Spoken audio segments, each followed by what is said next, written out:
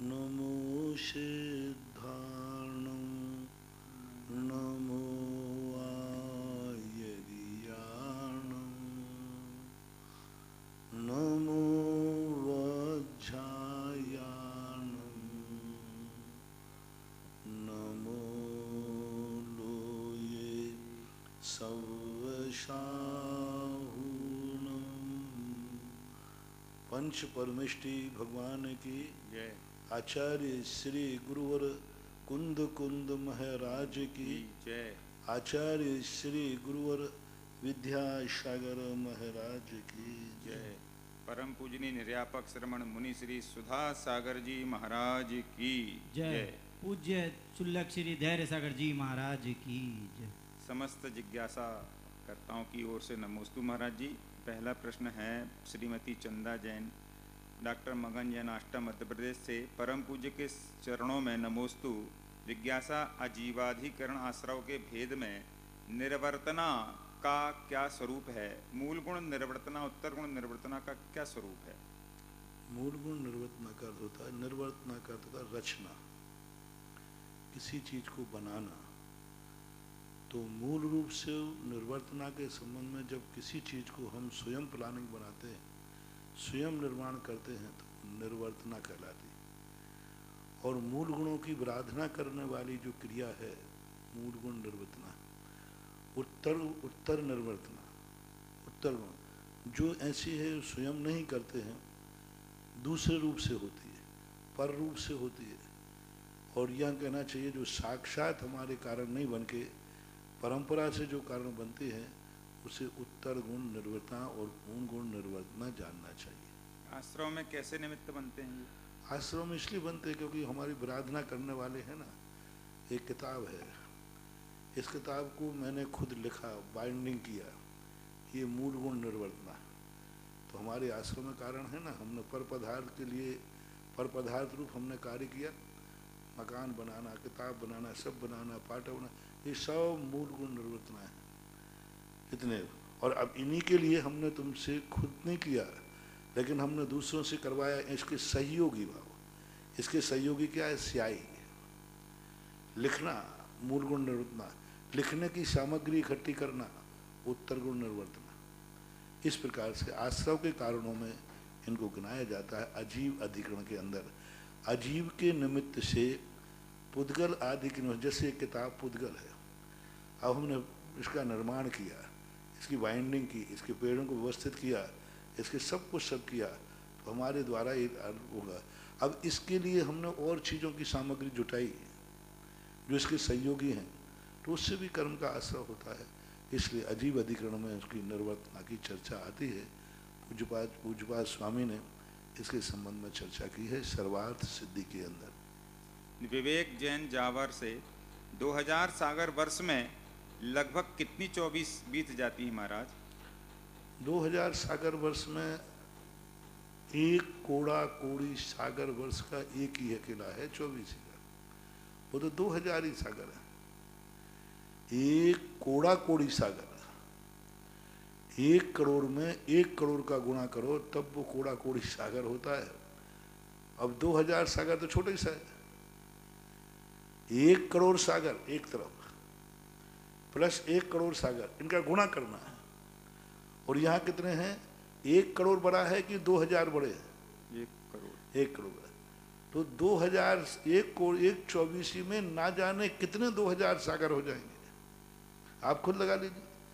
1 करोड़ में 1 करोड़ का गुणा करना, जितना आवे उसमें उसका भाग देना 2000 का, तो आपको पता चल जाएगा कितना आएगा, निकाल।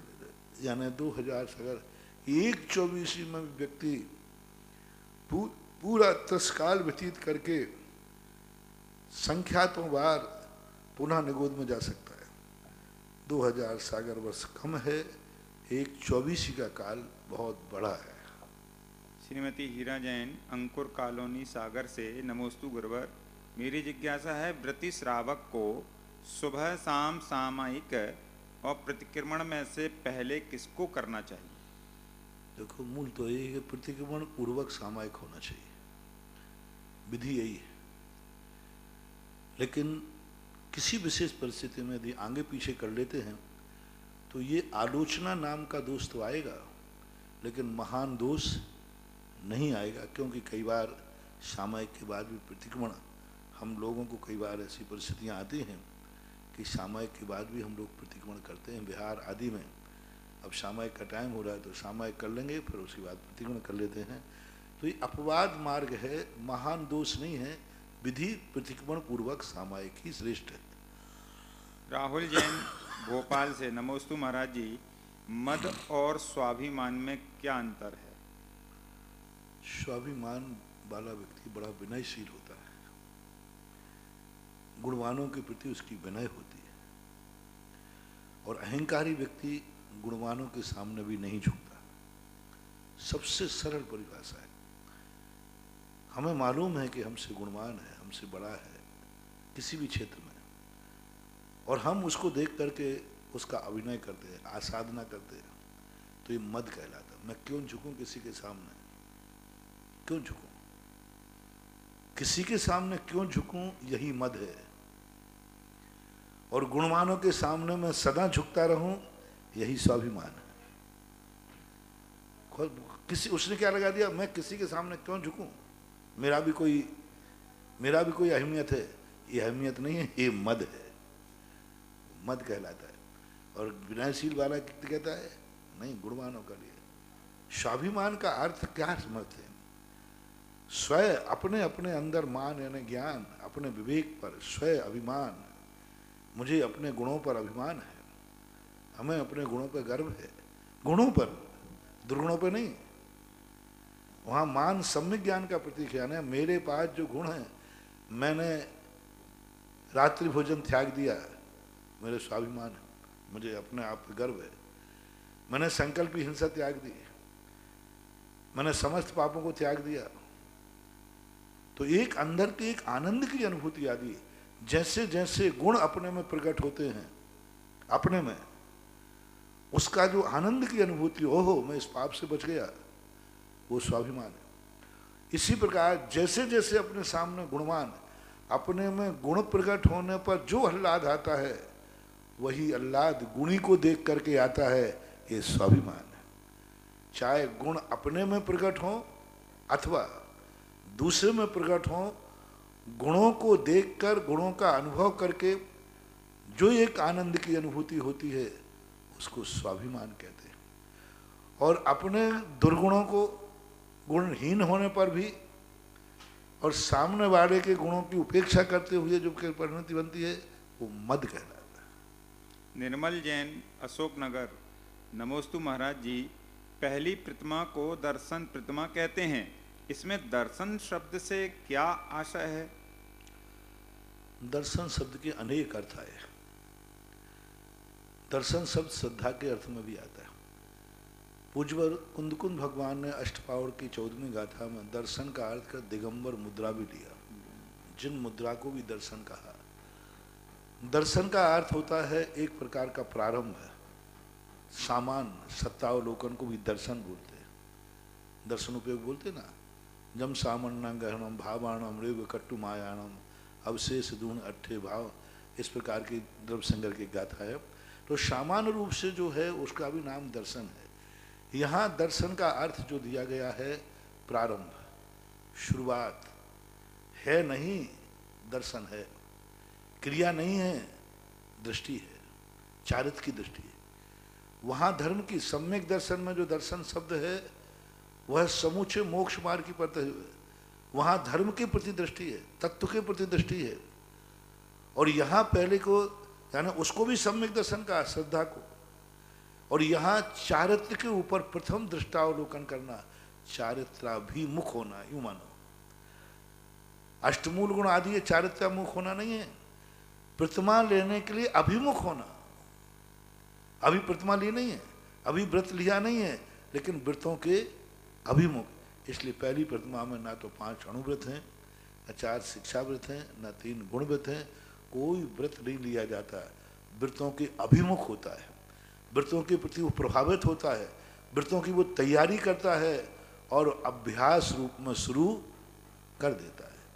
इसलिए संसार शरीर भोग निर्विन्ना, ऐसा पूज्यवर समंतबद्ध महाराज ने रत्नगण स्थापना, संसार शरीर और भोगों के प्रति निर्विण्ण, निर्विण्ण का अर्थ रहित नहीं, निर्वेद यानी उदासीन हो जाता है, क्योंकि उसको आगे प्रतिमा लेना है।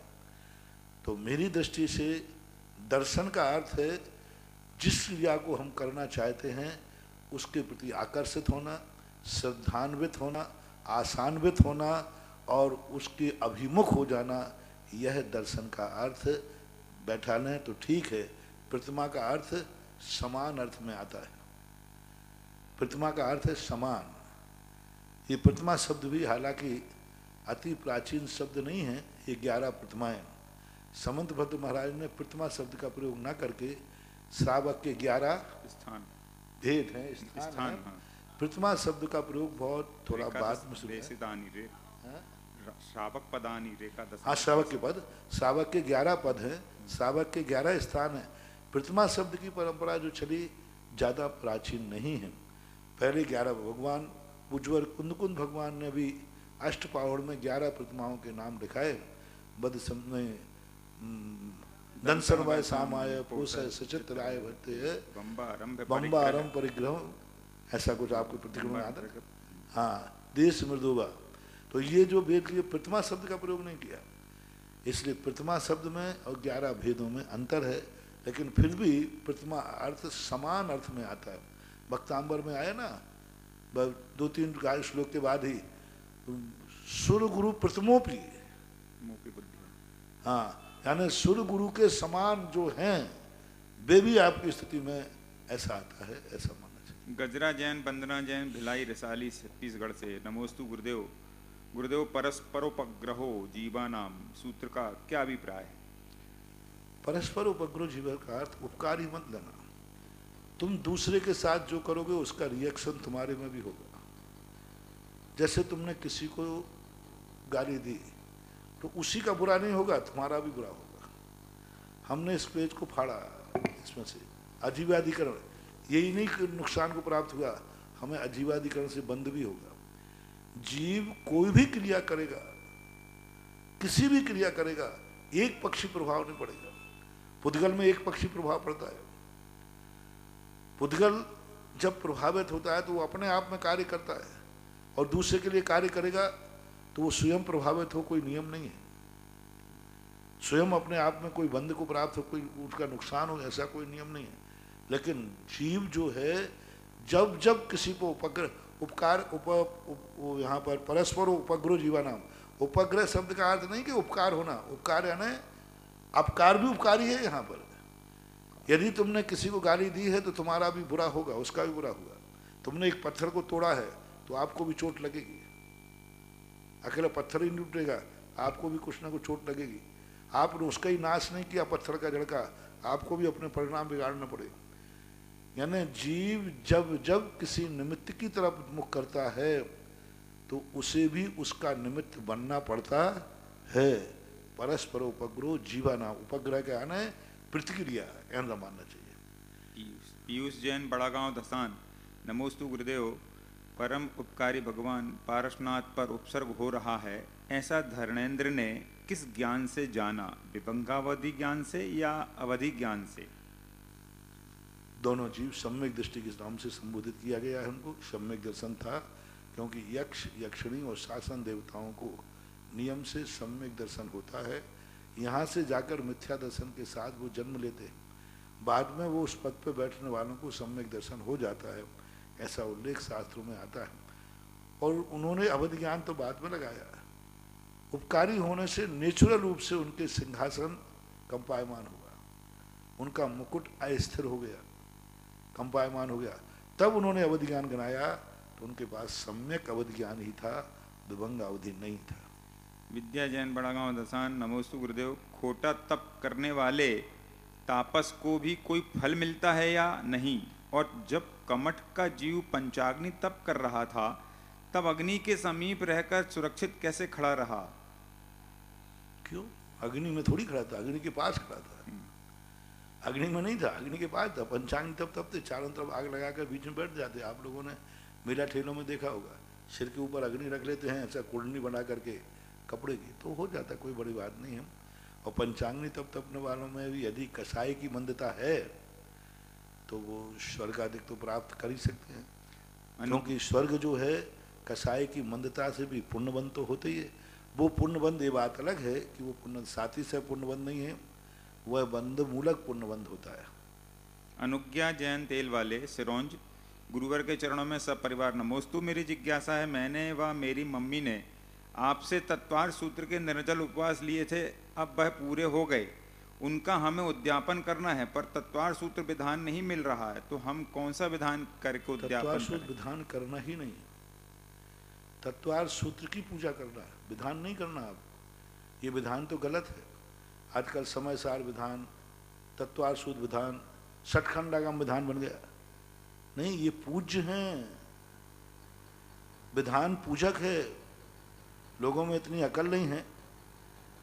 समय सार पूजा लिखी तो एक बार जयपुर में समय सार के बहुत बड़े होते, महाराज समय सार, मैंने कि तुम लोग समय सार का सबसे अनादर कर रहे हो। द्रव्यानुयोग सबसे ऊपर का ग्रंथ है, और देखो तुमने समय सार की तुमने पूजा बना दी। एक एक गाथा को चरणानुग में, तो द्रव्यानुयोग को चरणानुग में लाके ला दिया, तो तुमने डिमोशन कर लिया अपने हाथों से। चरणानुयोग की पूजा किसमें आती? बोले चरणानुयोग में। समय सार किसमें आता? द्रव्यानुयोग में। और समय सार पूजा किसमें आएगी? चरणानुयोग में। बोले महाराज जी ये तो मैंने ध्यान ही नहीं दिया। मैंने कि बुद्धू लोगों से ऐसी गलती होती है, होश ही नहीं है तुम्हें। पूज्य और पूजा में कितना अंतर है। पूज्य सिंहासन पर बैठता है, पूजा टेबल पे होती है। पूज्य भगवान होता है, पूजा भक्त की भक्त अपने मुख से निकालता है। आराध्य आराधक भाव, आराध्य आराधक भाव, आराध्य को आराधक के बराबर बैठा दोगे तो क्या होगा? आराध्य आराधक भाव, पूज्य पूजक भाव, भक्त भगवान भाव, ये पूज्य है जनवाणी माता, पूजा नहीं है जनवाणी माता। पूजा नहीं है, समय सार पूजा नहीं, तत्वार सूत्र पूजा नहीं, ये पूज्य है। गुरु पूजा नहीं है, गुरु पूज्य है। भगवान पूजा नहीं है, भगवान पूज्य है। तो ये जिनेन्द्र देव की वाणी है, तत्वार्थ है, सिद्धांत है, 6 द्रव्य 7 तत्व हैं, ये जिनेन्द्र भगवान की वाणी है। और पूजा भक्ति वाणी है। पूजा किसकी वाणी है? भक्त की वाणी है। और तत्वार सूत्र जिनेन्द्र भगवान की वाणी है। इसलिए तत्वार सूत्र विधान करना भी नहीं।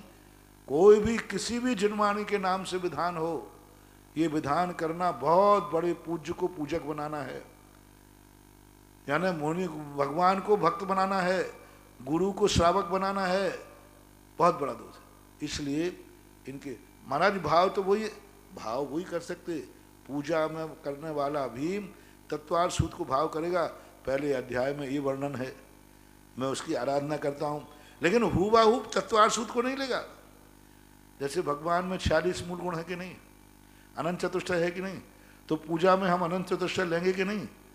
अनंत चतुष्टय पूजा नहीं है, अनंत चतुष्टय की पूजा है। अब अनंत चतुष्टय की हम महिमा गाएंगे, हे भगवान आपका केवल ज्ञान है, सर्वज्ञ है, आप तीनों कालों की बातें जानते हैं, आप में 34 अतिशय हैं। ये सब वर्णन अपन पूजा में, वर्णन वही आएगा पूजा में जो भगवान में गुण हैं, जो है मैं उसकी पूजा करता हूं। ये गुण पूज्य हैं, ये पूजा है, ऐसा नहीं आएगा। अनंत चतुष्टय पूजा नहीं है, अनंत चतुष्टय पूज्य हैं, मैं इसकी पूजा करता हूं इसकी प्राप्ति के लिए। इसी प्रकार तत्वार सूत्र को कोई पूजा नहीं करना, आपको तत्वार सूत्र की पूजा यही करना है कि तत्वार सूत्र का एक अध्याय पढ़ो, ये तो हुआ पूज्य। ओम ह्रीम उमा स्वामी रचित प्रथमोध्याय अर्घम निरुपामति। ये अर्घ, ये अब एक लाइन की पूजा है। जो अपन ने तत्वार सूत्र पढ़ा वो तो पूज्य है, वो तो भगवान की वाणी है। इसलिए तत्वार सूत्र पढ़ करके और आप 10 अध्यायों के अंत में अर्घ चढ़ा देना, यही आपके उद्यापन की पूजा है और इसी से आपका उद्यापन माना जाएगा। महेंद्र जैन इंदौर, गुरुवर नमोस्तु। समय सार की पूजा कर सकता हूँ मैं, एक एक गाथा की, लेकिन गाथा को तो पूज्य बनाऊंगा। फिर उस गाथा की महिमा में जो हमारे भाव आएंगे, मैं इस गाथा के भाव को प्राप्त करने के लिए करता हूँ। तुमने तो सीधा अश्री लग दी, सीधा वही पूजा बना ली ऐसा। महेंद्र जैन इंदौर से। गुरुवर नमोस्तु।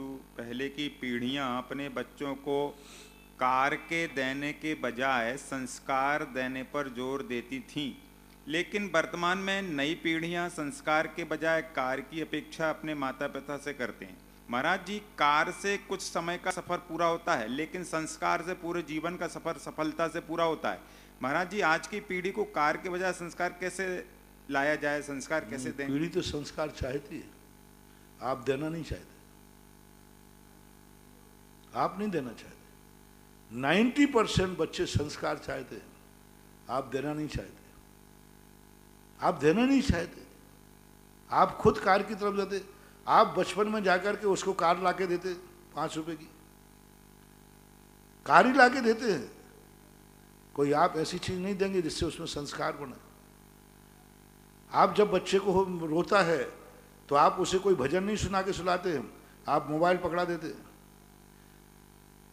तो आप खुद, कोई बच्चा ऐसा जन्म से कार मांगते हुए नहीं आता, वो माँ बाप से सीखता है। कोई बुरे संस्कार लेके नहीं आता। आप खुद मंदिर नहीं जाते, आप सुबह उठ करके, मैं कहता हूँ कि माँ बाप सब सुबह उठ करके बढ़िया सब उठ के उसको उठावें। बच्चा कभी अपने आप नहीं उठता। आप स्कूल को कैसे 7 बजे उठा देते हैं? कभी आपने सुबह प्रार्थना के लिए उठाया? छुट्टी के दिन आपने उठाया कि आज अभिषेक को, चलो अभिषेक का समय। देखो, प्रत्येक बच्चा यदि नींद आ रहा है तो स्कूल के लिए उठाएंगे। बच्चे को उठाओ, स्कूल का समय हो गया, वो उठता नहीं है।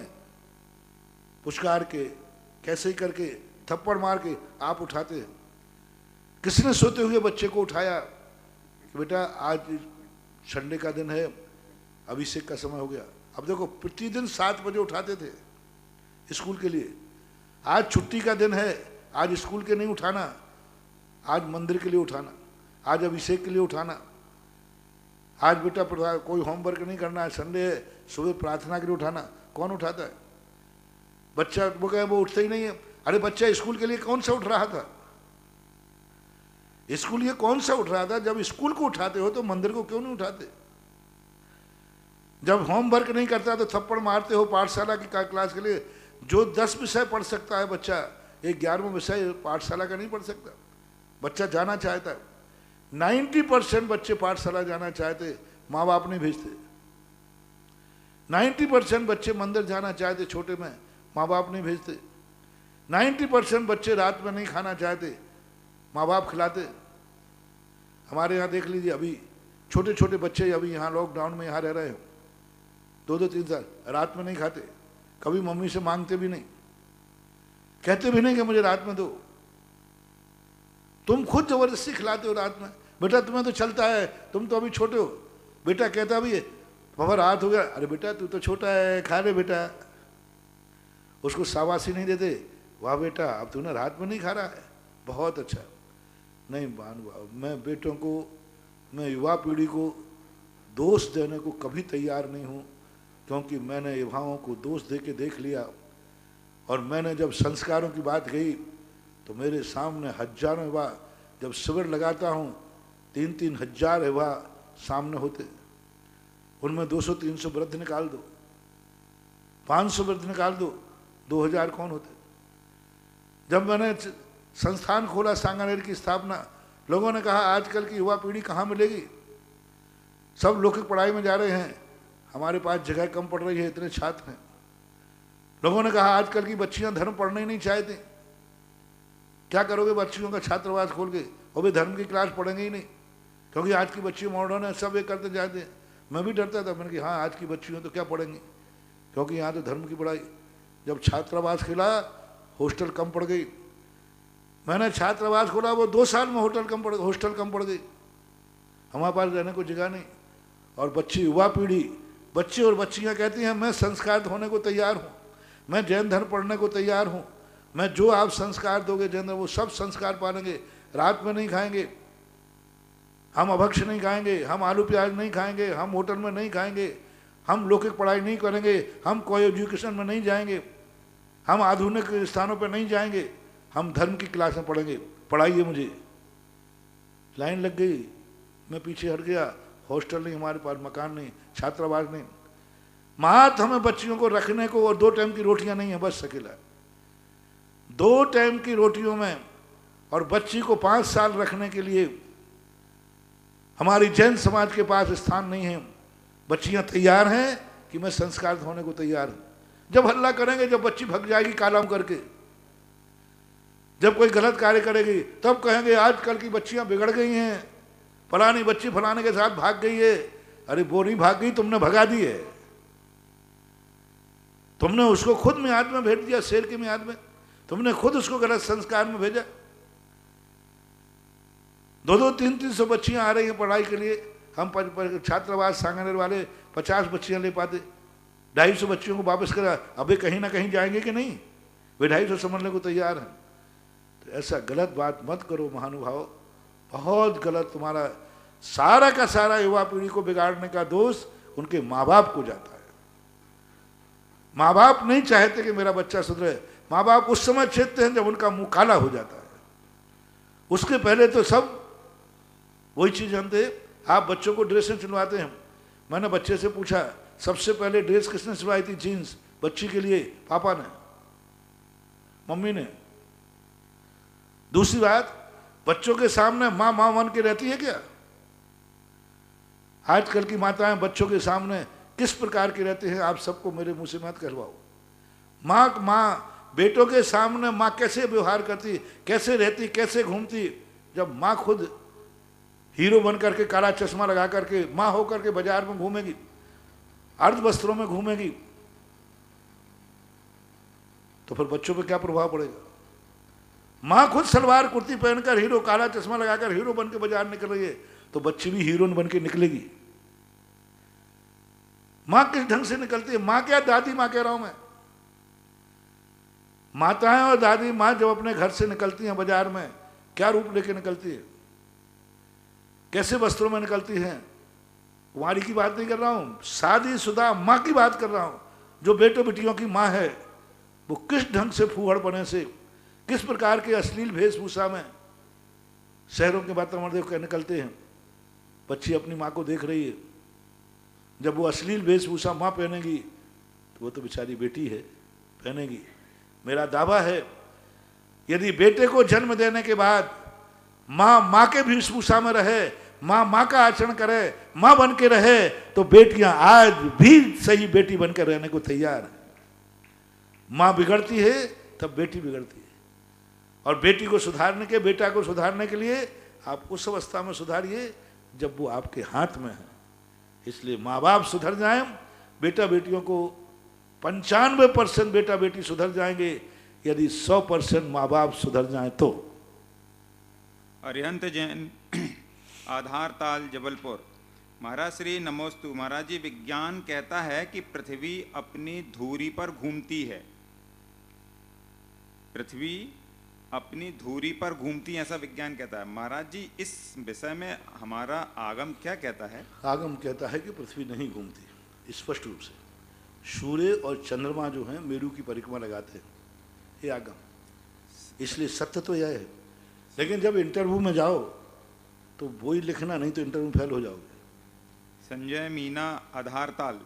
महाराज जी, अनंत नमन। महाराज श्री, नारियल से पानी निकालने के बाद उस पानी की मर्यादा कितने समय की होती है? 48 मिनट। 48 मिनट के अंदर उसमें कुछ ना कुछ, या तो उसको पेल दीजिए मिक्सी के अंदर, उसमें कोई नमक, मिर्ची, कोई भी चीज़ ऐसी डाल दीजिए, अथवा प्राशुक कर दीजिए। ये 3-4 तरीके। तो उसकी मर्यादा, यदि आपने कोई चीज़ डाल दी है, लवण आदि, तिक्त आदि पदार्थ कोई डाल दिए और अच्छी तरह से बिलोर दिया है, तो 5-6 घंटे की मर्यादा बढ़ सकती है। और गरम कर दिया है तो जिस पोजीशन में आपने गरम किया है उतने घंटे बढ़े। 48 मिनट के अंदर प्रयोग करने में कुछ भी करने की जरूरत नहीं।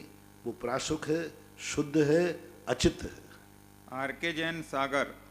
नमोस्तु गुरुवर। नंद्यावर्त स्वस्तिक को पूर्व की दिशा में कमरे के अंदर, घर के अंदर की ओर मुख करके और बाहर को पृष्ठभाग करके लगा सकते हैं क्या? इसका क्या महत्व है? लगाने का अर्थ क्या है? लगाने की बात मैं नहीं कहूँगा। नंद्यावर्त लगाना और नंद्यावर्त यंत्र रखना, रख सकते हैं आप, लेकिन लगाने के लिए तो कैसे मैं कहूँ। सोनम जैन सागर, नमोस्तु गुरुवर। परिहार विशुद्धि चारित्र वाले मुनिराज प्रतिदिन 2 कोस विहार करते हैं, लेकिन जब यदि उनकी तबीयत खराब हो जाएगी तो फिर विहार कैसे करेंगे? महानुभाव, ऐसे महान पुण्यात्माओं को तबीयत भगवती तो उपयोगी नहीं जाता, वे तो परिसर मान करके चलते रहते हैं। ऐसे ऐसे मुनिराज देखे हैं जिनके पैर में कील लग गई, और कील इतनी बड़ी लगी इस पार से इस पार निकल के आ गई, तो भी अपनी गति में अंतर नहीं लाए। पहली बात तो बीमारी तो आ सकती है, इसका निषेध तो नहीं करूँगा, लेकिन वो जाएंगे। और फिर भी यदि कोई बात है तो अपवाद मार्ग अलग चीज़ होती है, और मूल मार्ग अपने बस पर नहीं रुकेंगे। अब गिर गए तो, चक्कर आ गया तो, एक्सीडेंट हो गया तो क्या करें। आप मान लीजिए परिहार विशुद्धि संयम वाले हैं, और मान लीजिए कोई ऐसी बीमारी आ गई, चक्कर आ गया, बेहोशी हो गई, एक्सीडेंट हो गया, पड़ गए, तो उसके लिए अब क्या करेंगे, कहाँ से जाएंगे। तो ये अपने बस भर में प्रमाद नहीं करेंगे। प्रमाद अलग चीज़ है। जैसे हम लोग बैठ के सामायिक करते, अब बैठते बन ही नहीं रहा तो, बैठते बन ही रहा तो क्या मेरा मूल गुण खंडित हो जाएगा? नहीं हो जाएगा। और प्रमाद करूंगा, बैठते बन रहा फिर भी नहीं बैठूं तो प्रमाद है। अब बैठते ही नहीं बन रहा है तो लेटे लेटे सामायिक करेंगे, तो वो अपवाद मार्ग है, अपनी तरफ से वो चला करके ऐसा नहीं करेंगे। ऋषभ जैन सागर से सपरिवार नमोस्तु गुरुवर। जिज्ञासा यह है, जब मंच के कार्यक्रम होते हैं तब चित्र अनावरण का कार्यक्रम रखा जाता है। मुनिराज तो निरावरण होते हैं और निरावरण को आवरण डालकर फिर अनावरण किया जाता है, ऐसा करना क्या आगम सम्मत है? बीच में फोटो अलग है, बीच में कांच भी है, कपड़ा भी है। महाराज जी को फिर कमरे में बंद करके गेटों पे पर्दा क्यों लगाते हो? तो क्या वो दोष आएगा? मैं इस पंडाल में बैठा हूँ, चारों तरफ कपड़ा लगा है, तो ये आवरण क्यों किया? क्या ये आवरण मेरे मुनिपत को बाधित कर रहा है? ऊपर कपड़ा, साइड में कपड़ा, पंडाल में बैठा हूँ, पंडाल कपड़े के लगता है, तो क्या ये आवरण में आएगा? आवरण में आएगा कि छाया में आएगा? सुरक्षा में आएगा, सुरक्षा में आएगा। कमरे में महाराज रहते हैं, चारों तरफ से खिड़कियों को आप कपड़े से बंद करते, फर्श डाल देते, तो क्या ये आवरण में आएगा? नहीं। वो मूर्ति के लिए आवरण नहीं किया गया है, वो फोटो की सुरक्षा के लिए आवरण किया है। मान लो महाराज यहाँ बैठे, यहाँ तुमने लगा दिया, समोषण में जब हम लोग बैठते ना तो आगे एक पर्दा लगा रहता है, तो क्या वो पर्दा मुनिराज को आवरण माना जाएगा? नहीं माना जाएगा। एक व्यवस्था। इसी प्रकार मूर्ति के ऊपर कपड़ा डालने से मूर्ति सदोष, महाराज की मूर्ति सदोष नहीं हो गई। जिनेंद्र भगवान के ऊपर फोटो पे कपड़ा डाल दिया तो ये कपड़ा नहीं माना जाएगा, ये आवरण है। आवरण का अर्थ परिग्रह नहीं है, एक व्यवस्था है, एक सुरक्षा है, और एक उसका एक मांगलिक स्वरूप बनाने के लिए किया जाता है, कोई दोष नहीं। ऑनलाइन जिज्ञासाओं के पश्चात प्रथम जिज्ञासा के लिए परम गुरु भक्त श्री विजय दुर्रा अपनी जिज्ञासा पूछ रहे हैं। परम पूज्य आध्यात्मिक संत निर्यापक श्रमण मुनिपुंगव सुधा सागर जी महाराज के पावन पुनीत चरणों में अस्य क्षेत्र थुवोंजी कमेटी अशोकनगर जैन समाज जैन युवा वर्ग धुर्रा परिवार अशोकनगर की ओर से बारंबार नमोस्तु नमोस्तु नमोस्तु। परम पूज्य गुरुदेव, आपकी असीम अनुकंपा ने अशोकनगर को त्रिकाल चौबीसी देकर 30 वर्ष पूर्व महातीर्थ बना दिया। तब से ही लाखों लोग अशोकनगर आते हैं और भारत के नक्शे पर अशोकनगर का नाम है। आपके चरण थुबोंजी में आचार्य भगवान की बात पुनः पढ़े तो आज थुबोंजी आकाश की ऊंचाइयों पर है। पूज्य गुरुदेव, आपने आज प्रवचन में कहा कि सैनिक और भक्त दोनों बराबर के होते हैं। गुरुदेव, भक्तों को इतना सम्मान दिया, गुरुदेव भक्त, हम भक्त ऐसा क्या करें, निरंतर कैसे इस निरंतर भक्ति को बनाए रखें, इसके लिए हमें क्या करना चाहिए? सैनिक को श्रावक को बराबर नहीं कहा। सैनिक की जिस प्रकार दुर्गति नहीं होती, ऐसे श्रावक की भी नहीं होती, क्योंकि वहाँ राजा को समर्पित है और यहाँ महाराजा को समर्पित है। वो संसार मार्ग है और ये मोक्ष मार्ग है। उपमा दी थी कि भाई जैसे उसकी दुर्गति नहीं है, ऐसे इसकी भी दुर्गति नहीं। और ये इसके लिए सबसे बड़ा ये होता है कि हमें ये देखना पड़ता है कि यह राजा इस देश के लिए कितना उपकारी है। मेरा जीवन और महाराज के जीवन में कितना उपकार है। शुक्र ने यही सोचा, मेरा जिंदा रहने में और महाराज के जिंदा रहने में दोनों में अंतर क्या है। मेरे जिंदा रहने से क्या लाभ होने वाला दुनिया को, और महाराज के जिंदा रहने से कितना बड़ा कार्य है। इसलिए सैनिक कहता है राजा को बचना जरूरी है।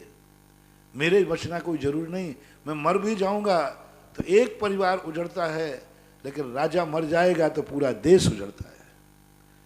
श्रावक सोचता है कि मैं मरण भी प्राप्त हो जाऊं तो क्या पड़ पड़ता है, लेकिन गुरु मरण से कितने लोग सम्यक दर्शन से विहीन हो जाते। तो शुक्र ने इस प्रकार की परिणति की। तो सबसे बड़ा अपना यही देखा जाता है कि ये सम्यक दर्शन के आयतन है। सम्यक दर्शन के आयतन है, देव साध गुरु घर हैं, इनके माध्यम से लोग सम्यक दर्शन प्राप्त करते हैं। तो श्रद्धा और भक्ति जब होती है तो यही है। परम पूज्य गुरुदेव आने में यहाँ बाउंड्री का 10 दिन लगे थे, 11 दिन निकलने में बस 1 मिनट लगना है। बाउंड्री के बाहर 1 मिनट लगता है बाउंड्री से बाहर, और बाउंड्री के अंदर आने में 10 दिन 11वें दिन आए थे। आशीर्वाद है। ठीक, परम पूज्य गुरुदेव के चरणों में बारंबार। अगली जिज्ञासा अनुराग जैन गोटे गांव से। महाराज श्री नमोस्तु। गुरुवर, रामायण का युद्ध अति मोह का परिणाम था और महाभारत का युद्ध अति लोभ का परिणाम था। गुरुवर, हम सांसारिक प्राणी लोभ और मोह की विनाशकारी प्रवृत्ति से कैसे बचें? रामायण का लोभ, रामायण का युद्ध लोभ का परिणाम था। हम सांसारिक प्राणी लोभ और मोह की विनाशकारी प्रवृत्ति से कैसे बचें? इसके हानि लाभ देख करके, इन्हीं दोनों युद्धों को देख करके निपट जाओ। समझ लो ना कि महाभारत में लोभ के कारण से, अहंकार के कारण से हुआ तो दुर्योधन का क्या हश्र हुआ, और रावण ने मोह की किया तो उसका क्या हश्र हुआ। इन दोनों युद्धों को फलाफल को देख करके ही व्यक्ति अपने आप सुधर जाए। जब तक व्यक्ति फलाफल पर विचार नहीं करेगा तब तक किसी भी चीज़ से बच नहीं सकता। हान उपादान, हानि और लाभ, इस पर विचार करो कि तुम्हारे लिए जिन्होंने, जैसे मैंने कहा था त्रिकाली, जो तुम कर रहे हो इसके पहले किसने किया, उसका हश्र क्या हुआ, जिन्होंने किया है उसका भविष्य क्या हुआ। इस सब पर विचार करो तो अपने आप टूट जाएगा। अरविंद जयमाला जैन ललितपुर से। गुरु के चरण में त्रिबार नमोस्तु। महाराज जी, जैन धर्म द्वारा ही जीव मोक्ष को प्राप्त होता है, ऐसा क्यों, जबकि संसार में अनेका धर्म है? जैन धर्म कोई व्यक्ति विशेष नहीं, जैन धर्म एक स्वभाव है, मार्ग है। मार्ग किसी की बपोती नहीं होता। अन्य धर्म और जैन धर्म को हमारे यहाँ ऐसा कोई वो नहीं कहा गया। हमारे यहाँ तो कहा, जिसने राग द्वेष काम आदि के जीते सब जग जान लिया, सब जीवों को मोक्ष मार्ग का निष्प्रय हो उपदेश दिया, बुद्ध वीर जिन हरिहर ब्रह्मा। कहाँ है बुद्ध वीर जिन हरिहर ब्रह्मा, या उसको स्वाधीन कहो, भक्ति भाव से प्रेरित हो या चित्त उसी में लीन रहो। जैन धर्म का कोई संस्थापक नहीं, जैन धर्म कोई किसी का मत नहीं है, जैन धर्म कोई संप्रदाय नहीं है। जैन धर्म एक रास्ता है, एक पथ है, एक स्वभाव है, एक मंजिल है। जैसे रास्ता किसी का नहीं होता है, लेकिन रास्ते पर चलने की जो विधि होती है वो होती है। जो व्यक्ति जैन धर्म के नियमों को अपनाता है वह जैनी है, वो जैन धर्म का अनुयायी है। ये रही बाह्य क्रियाएं, ये बाह्य क्रियाएं समाज की सामाजिक व्यवस्थाएं, अनुष्ठान सामाजिक व्यवस्थाएं हैं। लेकिन जो वास्तविक आत्मा का धर्म है, जिसने राग द्वेष कामादि विकार जीत लिए, वह अधिकारी है। जैन धर्म ना तो किसी का निषेधक है, ना अपना स्वयं का संस्थापक है। जैन धर्म तो वस्तु के स्वभाव का नाम है। सम्यक दर्शन ज्ञान चारित प्राणी मोक्ष मार्ग। सम्यक दर्शन ज्ञान चारित मोक्ष के मार्ग हैं। और ये तो आज आप लोगों ने ऐसा बना लिया कि धर्मों को जातियों से बंटवारा कर दिया, क्योंकि जातियों के कारण से धर्मों पर संकट आने लगे, इसलिए बंटवारा करने लगा। लोग अपने मनमानी करने लगे, मंदिर के अनुसार नहीं चल के, भगवान के अनुसार नहीं चल के, भगवान को अपने अनुसार चलाने लगे, इसलिए बंटवारे करना पड़े। जब तक दुनिया भगवान के अनुसार चलेगी तब तक कोई बंटवारा करने की जरूरत नहीं। लेकिन लोगों ने भगवान को अपने अनुसार चलाया। हमें स्वयं को मांस खाना था, भगवान को खिलाने लगे। स्वयं शराब पीना थे, भगवान को चढ़ाने लगे। स्वयं बुरे कर्म करने थे, भगवान से कर डाले। तो भक्तों के अनुसार जब धर्म चलता है तो बंटवारे हो जाते हैं, और धर्म भगवान के अनुसार जब भक्त चलता है तो बंटवारे खत्म हो जाते हैं। अगली जिज्ञासा सुधा जी पटवारी।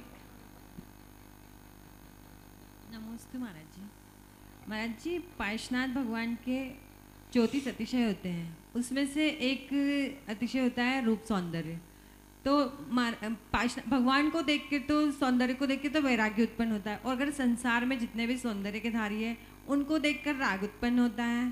तो भगवान को देख कर सौंदर्य, हाँ, मतलब 34 अतिशय में एक सौंदर्य रूपवान भी। बपू सुंदर, यही तो बात उनकी है। उनका सौंदर्य इतना है कि अपलक देखते रहो, लेकिन विकार नहीं आता। यही शांत राग रुच भी परमाणु विस्तुम निर्मापितस्त्र भुवनई के ललाम भूतो। यही शांत राग। हे भगवान, सुंदर परमाणु में तो राग उत्पन्न करने की योग्यता होती है, लेकिन आपके परमाणु जो जिससे शरीर बना है उनमें राग शांत। तीर्थंकर को देखकर किसी को विकार भाव नहीं आता, किसी को विकार। बहुत सुंदर होते, अपलक देखता है, लेकिन उनके देख करके किसी का विकार भाव आता हो नहीं। पुरुष होते हैं लेकिन बहुत सुंदर होते हैं, कामदेव से भी सुंदर, लेकिन कोई स्त्री उनको देखकर विकार को प्राप्त नहीं होती। जब वो अपने आप में जब तीर्थंकर बनते हैं, मुनि बनते हैं, उनको देखकर किसी को कोई ऐसे भाव नहीं आते कि बुरे भाव आते हो। तो ये फिर भी पापियों के लिए नहीं कह सकते, क्योंकि जब द्वेष भाव आता है तो राग भाव भी आ सकता है। द्वेष भाव तो तीर्थंकरों के प्रति आए, कमठ को आया, महावीर स्वामी को आया, महावीर स्वामी के ऊपर उपसर किया, सुपार्श्वनाथ पर उपसर किया, तो द्वेष आया तो राग आ ही सकता है। सामान्यता अच्छे लोगों के लिए, सज्जन लोगों के लिए, परिणामों के लिए, तो ये उनकी पूर्व भाव में उनकी ऐसी साधना थी। उन्होंने भगवान की ऐसी भक्ति की, और भक्ति उन्होंने राग भाव से नहीं की, वीतराग भाव से की। तो वीतराग भाव के व्यक्ति के लिए, जब व्यक्ति वीतराग भाव से दान देता है तो उसको सब कुछ मिलता है, लेकिन वो उसमें रचता पचता नहीं है। 6 खंड का राज भी मिलकर के जल से भिन्न कमल होता है, क्योंकि उसने संपत्ति के लिए कभी भक्ति की नहीं थी। चक्रवर्ती बनने के लिए उसने भक्ति नहीं की थी, चक्रवर्ती बन गया, अब वो वैभव में लिप्त नहीं होगा, पा करके भी नहीं होगा।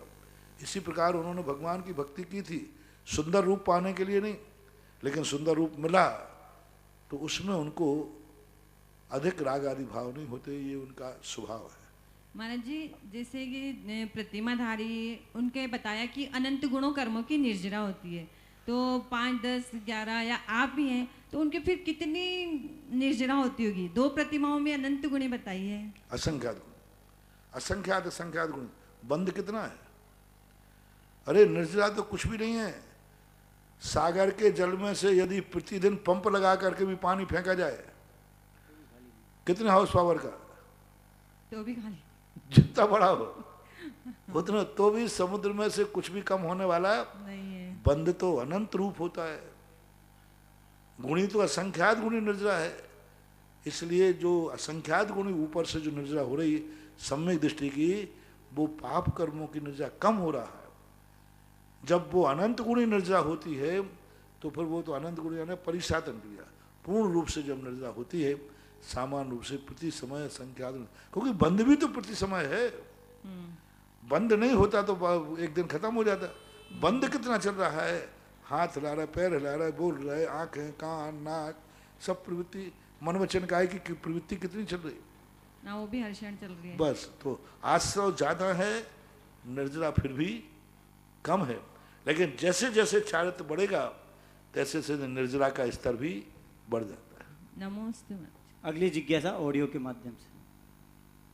परम पूज्य गुरुवर्य निर्यापक श्रमण मुनिपुंगव श्री सुधा सागर जी महाराज के चरणों में सुरेंद्र भारती परिवार का त्रिवार नमोस्तु। परम पूज्य मुनिश्री, हमारे जीवन में सिखाया जाता है, सत्यम वद धर्मम चर, सत्य बोलो और धर्म का आचरण करो। न्यायालयों में सत्यमेव जयता जयते एक नारे के रूप में लिखा रहता है, उद्घोष के रूप में लिखा रहता है। सत्य वचन भी हैं, सत्य धर्म भी हैं। कुछ लोग ऐसा कहते हैं कि जीवन का सत्य सबसे बड़ा है। दूसरी ओर धर्म के सत्य को बड़ा माना गया है। तो मेरी जिज्ञासा है कि जीवन का सत्य बड़ा है कि धर्म का सत्य बड़ा है, और यदि दोनों में ही सत्य निहित है तो दोनों में संगति हम कैसे बिठाएं? कृपया समाधान कीजिए। जैनागम ने जब भी सत्य की चर्चा की उसकी डेफिनेशन बनाई। सत्य क्या है? सत्य बोलने का नाम सत्य नहीं है। सुपर कल्याणी बोलना हित सत्य वचन है। दूसरे का हित होता है और हमारा भी हित होता है, तो असत्य भी सत्यमपि विपदे, असत्य को भी सत्य में रखा। सत्य, यही तो सबसे बड़ी बात है कि लोग सत्य को नहीं समझ पा रहे कि सत्य क्या है। कभी कभी सत्य बोलना भी पाप है। सत्यम मां वद, सत्य मत बोलो, क्योंकि सामने वाले की जिंदगी उजड़ जाएगी, उसका नाश हो जाएगा, उस गाय की हत्या हो जाएगी। कसाई पूछ रहा है, गाय गई है यहां से, अब वहां सत्य मौन रहना ठीक है कि सत्यम वद, सत्य बोलो? वहां पर मौन रहना पड़ेगा। और हो सके झूठ बोलने से गाय बचती है तो झूठ भी बोलेंगे। इसलिए सत्य की परिभाषा यह है सुपर हितकारी। स्वयं का हित हो और सामने वाले का हित हो, वो असत्य भी सत्य है और सत्य भी असत्य है। दूसरी बात, जीवन सत्य और धर्म सत्य को आप अलग क्यों गिनते हैं?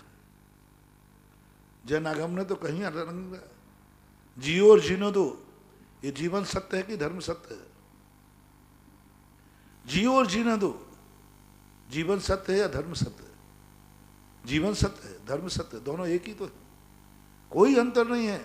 अब जीवन के संबंध में तुम्हारे लिए जीने के लिए कई बार असत्य का सहारा लेना पड़ा। यदि आपकी दृष्टि ये हो कि ग्रस्त लोगों को जीवन सत्य के जीवन जीने के लिए बहुत सारे असत्य के सहारा लेना पड़ते हैं, तो आगम में कहाँ मना किया है? यदि जीवन सत्य को नकारते तो शब्द तलवार का उपदेश नहीं देते, क्योंकि सत्य क्या है? अहिंसा। सत्य क्या है? पिछी। सत्य क्या है? कोमल वस्त्र। अहिंसा, अहिंसा है पिछी, ये देना चाहिए। तलवार नियम से हिंसक है, तलवार हिंसक है और वो नियम से हिंसा ही करेगी। फिर भी ऋषभदेव ने उसका उपदेश दिया, तलवार जीवन सत्य है, पिछी धर्म सत्य है। तलवार जीवन सत्य है, ध्यान रखना, और पिछी धर्म सत्य है। दोनों सत्य अलग हैं कि एक है? दोनों एक ही। यदि तलवार सत्य नहीं होगा, जब जब तलवार झुकी है तब तक पिछी भी झुक गई, और जब जब तलवार जीती है पिछी भी जीती है। जब जब तलवार हारी है तब तक पिछी भी हारी। 600 साल तक यहां मुनि महाराज क्यों नहीं रहे? कौन हार गया था? तलवार हार गई थी, सैनिक हार गया था, सरकार हार गई थी, राष्ट्र हार गया था, तलवार हारी थी। और जैसे ही तलवार हारी सब पिछी हार गई। और आज तलवार जीती है, आज सैनिक जीत रहे हैं, हमारी पिछी जीत रही है। तो कहाँ है दोनों अलग? तलवार और पिछी दोनों विरोधी स्वभाव वाले हैं, दोनों विरोधी स्वभाव वाले हैं, लेकिन दोनों ऐसे हैं जैसे नदी के दो किनारे होते हैं। नदी के दो किनारे होते हैं, दोनों परस्पर विरोधी हैं, लेकिन नदी के लिए दोनों अनुकूल हैं। इसी प्रकार पिछी और तलवार दोनों जरूरी हैं। तलवार जिंदा है तो पिछी जिंदा है, और पिछी जिंदा है तो तलवार में ताकत है। इसलिए जीवन सत्य को जैनाचार्यों ने कहीं न कहा। गृहस्थ के लिए अलग नियम बनाए, ये जीवन सत्य है। मुनि महाराज के लिए अलग नियम बनाए, गृहस्थ जब कोई भी कार्य करता है उसमें हिंसा होती है तो उनके कहते सावध ले सो बहु पुनरास। आपको उद्योगी हिंसा, आरंभी हिंसा, विरोधी हिंसा, इसके लिए आपको नकारा नहीं। जीवन सत्य जानते थे महावीर, जीवन सत्य जानते थे ऋषभदेव, तभी तो उन्होंने 6 कर्मों का उपदेश दिया। 6 कर्मों का उपदेश सत्य है क्योंकि ऋषभदेव ने दिया, ये जीवन का सत्य है। और 6 आवश्यक का उपदेश भी ऋषभदेव ने दिया, ये धर्म का सत्य है। 6 आवश्यक धर्म के सत्य हैं, 6 कर्म जीवन के सत्य हैं। दोनों एक दूसरे के पूरक हैं, एक दूसरे के पूरक हैं। 6 कर्म नहीं रहेंगे।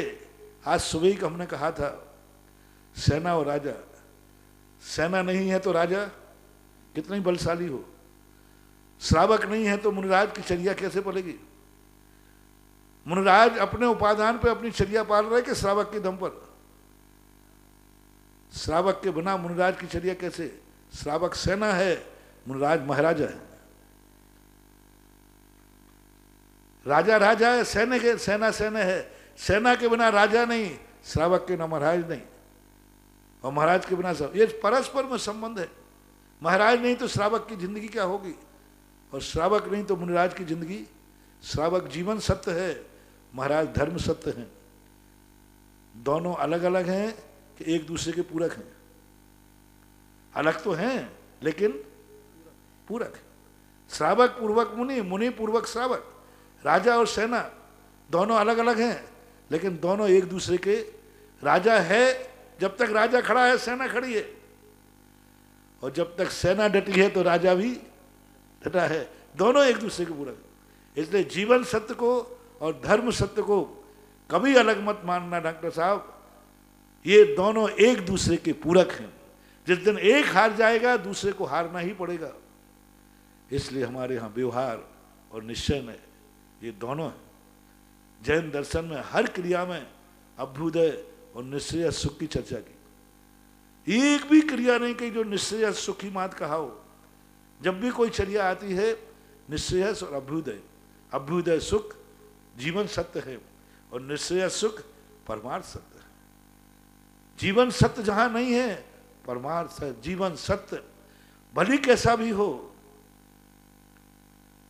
गंदा दिखेगा, आरंभ दिखेगा, परिग्रह दिखेगा। जो चीज गंदी होती है वह सब कुछ है ही नहीं होती। जो चीज गंदी होती है वह अच्छी चीज के लिए ताकत देती है। खाद बन जाए तो, खाद गंदा है, दुर्गंधित है, अछूत है, लेकिन खेत में पड़ जाए तो। जीवन सत्य वो खाद है जो धर्म सत्य की फसल को लहराता है। तलवार, जो से मैंने कहा, तलवार गंदी है, हिंसा करेगी। पिछी फसल है, धर्म सत्य है, तो तलवार रूपी सत्य रूपी खाद यदि धर्म के साथ चलती है तो धर्म की पिछी को लहरा देती है, आनंद भरा देती है। गंदी है तलवार, नियम से खून करेगी, लेकिन वो खून, वो गंदगी खाद के रूप में है। यदि वो गंदगी चीज खेत में पहुंच जाए तो फसल लहराएगी। यदि वो धर्म की रक्षा के लिए तलवार उठ जाए तो धर्म की फसल लहराएगी। श्रावक आरंभ परिग्रह करता है, लेकिन इनका आरंभ परिग्रह यदि धर्म के खेत में चला जाए तो वही आरंभ परिग्रह धन बुरा हो भला कहिए।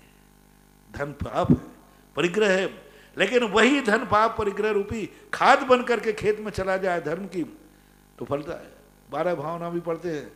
काना पौड़ा पड़े हाथ चूसे वे तो रोवे, पड़े ज्ञान जो धर्म ध्यान की भूमि में, वो काना पौड़ा सत्य है। और यदि वो धर्म के साथ जुड़ जाता है तो फसल रह जाती है। तो मेरी दृष्टि से जीवन सत्य और धर्म सत्य दोनों अपनी आत्मा के लिए, अपनी जिंदगी के लिए, अपने चरम सुख को पहुंचने के लिए दोनों नदी के 2 किनारे हैं। दोनों का संबंध खाद और बीज के समान है, ऐसा मानना चाहिए। अगली जिज्ञासा ऑडियो के माध्यम से। नमोस्तु महाराज श्री, मैं छतरपुर मध्य प्रदेश से शोभा जैन बोल रही हूँ। महाराज जी, निर्वाह, निर्माण और निर्वाण में क्या फर्क है? शब्दों के शब्द जब अलग अलग हैं तो अपने आप में निर्वाह यानी गुजारा करना, अपनी जिंदगी को चलाना, निर्वाह कर रहा हूँ भाई, निर्वाह कर रहा हूँ, चल रहा है, निभा रहा हूँ।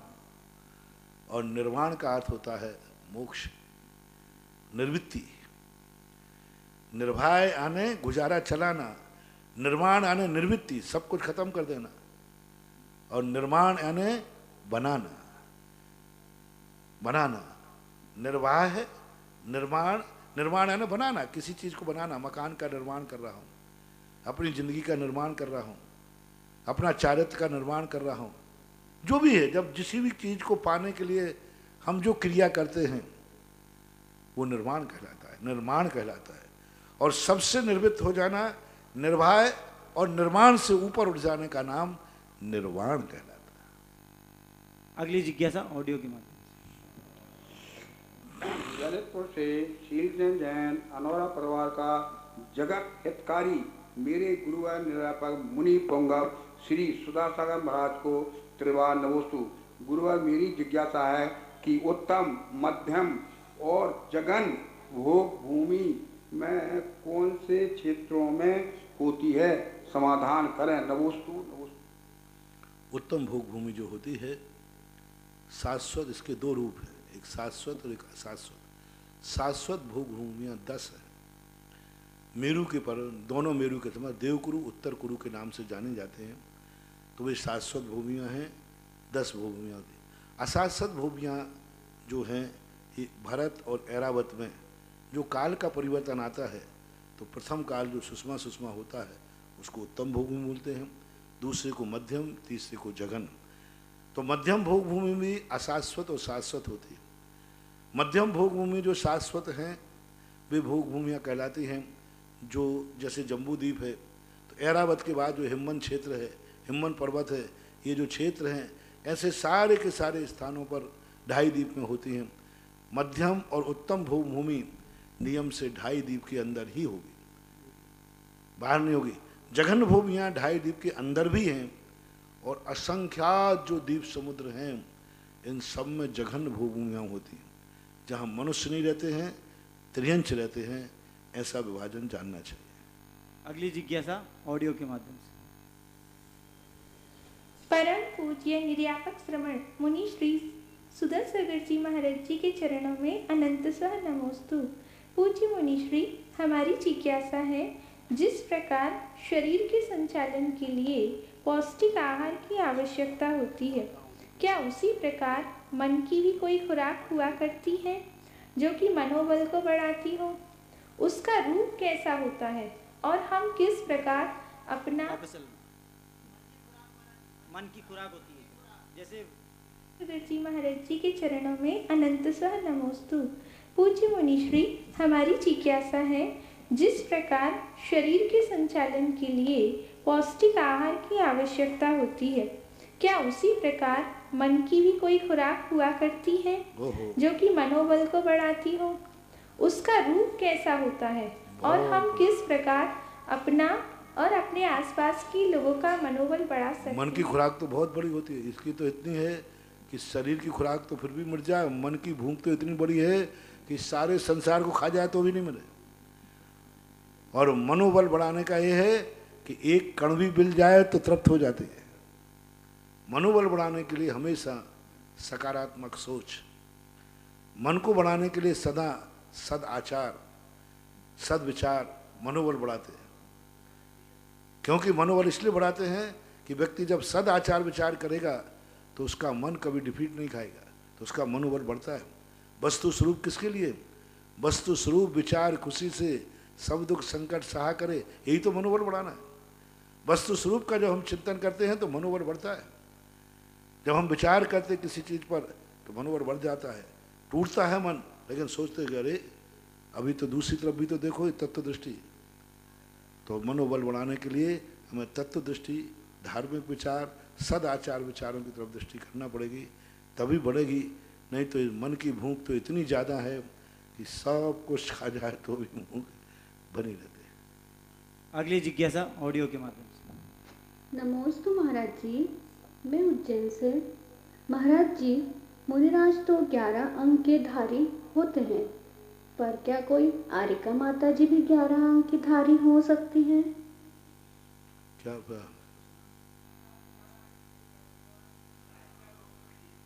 आर्का के लिए भी आर्का आगे समझ में मुनिराज तो द्वादशांग के धारी होते, लेकिन स्त्रियों को 11 अंक का ही ज्ञान हो सकता है अधिकतम, ऐसा शास्त्रों में वर्णन है।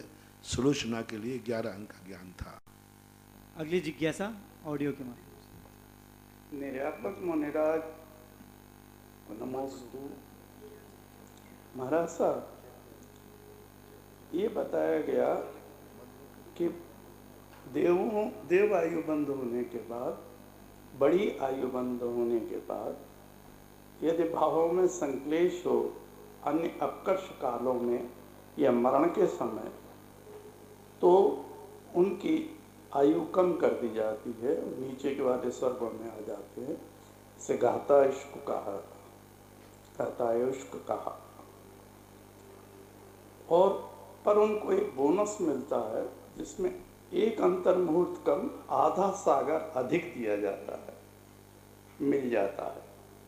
तो एक अंतर मुहूर्त कम समझ में नहीं आया। आधा सागर तो ठीक है, बोनस दे दिया, लेकिन ये एक अंतर मुहूर्त कम किस कारण से हुआ? क्या है कि जब व्यक्ति कुछ चीज को प्राप्त करता है तो ये नियोगी घोषणाएं कहलाती हैं। जैसे भोग भूमि के जीव की 3 पल की आयु होगी तो है, निश्चित है। तो अब ये उनका बोनस इतना ही निश्चित है कि इतना ही मिलेगा। जैसे ग्रेस होते हैं तो 10 नंबर का ग्रेस होता है, 10 का ही रहेगा, 11 का नहीं होगा। तो ये जो उम्र के संबंध में स्वर्गों में नियोग है, ये नियत है, कोई हेतु नहीं दिया। जैसे एक समय कम है, अब जैसे सर्वार सिद्धि में जो ये देव रहते हैं उससे नीचे वाले जो अनुत्तर हैं उनमें एक समय कम है। अब एक समय कम क्यों? अब एक समय क्या कहलाता है?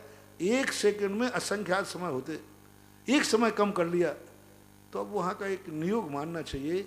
देवों के आयु के क्षय प्राप्ति के संबंध में ऐसा नियोग है कि एक अंतर मुहूर्त कम उसे आधा सागर मिलेगी, तो ये बोनस है, निश्चित है, नियत है। अगली जिज्ञासा विकास पटवारी बिजोलिया से। नमोस्तु नमोस्तु नमोस्तु महाराज जी। महाराज जी, मेरी जिज्ञासा यह है कि मध्य लोक में चैत्यालय कहाँ कहाँ और कितने कितने होते हैं? कौन से चैत्यालय? अकृत्रिम के कृत्रिम? अकृत्रिम और कृत्रिम जो आप बना रहे हैं वो कहाँ कहाँ और बनाओगे? कृत्रिम चैत्यालयों की तो गणना नहीं की जा सकती है। अकृत्रिम चैत्यालय मध्यलोक के 458 होते हैं। उनमें से 100 मेरु संबंधी, 80 तो मेरु संबंधी हैं ही, और 20 गजदंतों के 4 तो 100 तो गजदंत मेरु संबंधी हैं। 170 विजयात पर्वत की श्रेणियों में है, 80 बक्षारगिरियों में है, 30 कुंडलगिरियों में है, 30 उनमें कुल देवकुरु उत्तर गुरु में 30 जो 2 वृक्ष होते ना, तो जो भोग भूमि है, इस प्रकार से कुल भूमियों की आय 20, देवकुरु उत्तर कुरु एक एक जिनालय वहाँ पर। फिर उसके बाद आएंगे ईश्वाकार पर्वत के 4, मानसोत्तर के 4, कुंडलगिरी के 4 और ऋषकवर द्वीप के 4 और नंदीश्वर द्वीप के 52। हो सकता है इसमें एक आध कोई छूटा हो। इस प्रकार से 458 है। 2.5 द्वीप के अंदर सबसे ज़्यादा मध्यलोक में चैत्यालय। 2.5 द्वीप के बाहर फिर कोई चैत्यालय नहीं है। 8वें द्वीप के पहले मानसोत्तर पर्वत के 4 हैं। फिर जाकर के जितने द्वीप समुद्र हैं उनमें कोई चैत्यालय नहीं है। फिर जाकर 8वें द्वीप में जाकर के नंदीश्वर द्वीप में 52 जिनालय पड़ते हैं। 8वें द्वीप के बाद फिर 9वां और 10वें द्वीप में कोई जिनालय नहीं है। फिर 11वां द्वीप है कुंडलवर द्वीप। कुंडलवर द्वीप में 4 जिनालय हैं। कुंडलवर द्वीप के अंदर कहीं 8 जिनालय का भी उल्लेख मिलता है। लोक विनिश्चय सार में 8 जिनालयों का वर्णन भी आता है। तो वो 8 जिनालय जब रहेंगे तो यहाँ थोड़ा फर्क आ जाएगा, लेकिन मूल परंपरा के अनुसार 4 जिनालय ही कुंडलाकार। कुंडलवर द्वीप में मानसोत्तर पर्वत के समान एक कुंडलाकार पर्वत है, उसमें 20 कूट बने हुए हैं। उनमें उस कूट में उस नाम से देवता रहते हैं, उनके भवन हैं व्यंतर आदि देवों के।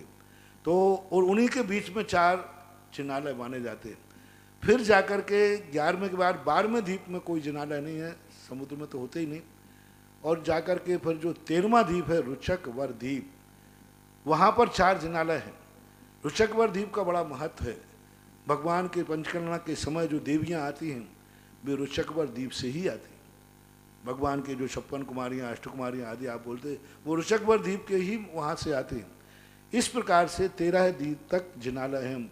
13वें द्वीप के बाद फिर असंख्य द्वीप समुद्रों में कोई जिनालय नहीं है, अर्थात 2.5 द्वीप प्लस 8वां प्लस 11वां और प्लस 13वां, इनमें ये 458 जिनालय हैं। इनका हमने जो अलग कहा, एक आध कोई नाम रह गया हो तो देख लेना। ऐसे अलौकिक 8वें द्वीप नंदीश्वर की रचना या तपोदय 30 क्षेत्र में होने जा रही है। कुछ ही नाम शेष हैं। यदि किसी को नंदीश्वर द्वीप में अपना नाम लिखाना हो तो वो संपर्क कर सकते हैं। अगली जिज्ञासा अशोक जी खांदू कॉलोनी से। मेरे आराध्य गुरुदेव मुनिपुंगव श्री सुदासागर जी महाराज के श्री चरणों में उत्तर कुरु और देव कुरु ना तो 20 है ना 30 है, 10 है, क्योंकि 10 भोग में 7 हैं। एक मेरु संबंधी 2, जम्बू वृक्ष, सालमाली वृक्ष, तो मेरु कितने हैं? 5। तो 10 जो हैं ये देव कुरु उत्तर के 10 ही जिनालय लेना, 20 और 30 नहीं लेना। त्रिकाल नमोस्तु नमोस्तु नमोस्तु। गुरुदेव सुनने में आता है कि भगवान का हार जिसके वहाँ होता है, क्या वो मोक्ष में, वो जीव मोक्ष में ही जाता है? ऐसा सही है क्या है? भगवान का हार जिसके वहाँ होता है नियम से भव्य ही होता है, अभव्य के यहाँ तीर्थंकर का हार नहीं होता, और निकट भव्य होता है। उसी भाव में जाए ऐसा तो नहीं कह सकते हैं, लेकिन मोक्ष बहुत जल्दी जल्दी जाते हैं। नमोस्तु गुरुदेव नमोस्तु। द्वादशांग जिनवाणी माता की जय। जिनवाणी के ज्ञान से सुजे लोकालोक, सो वाणी मस्तक नमो सदा दे तोड़ो। हे जिनवाणी भारती तो जो भोजन रहे, जो तेरा शरण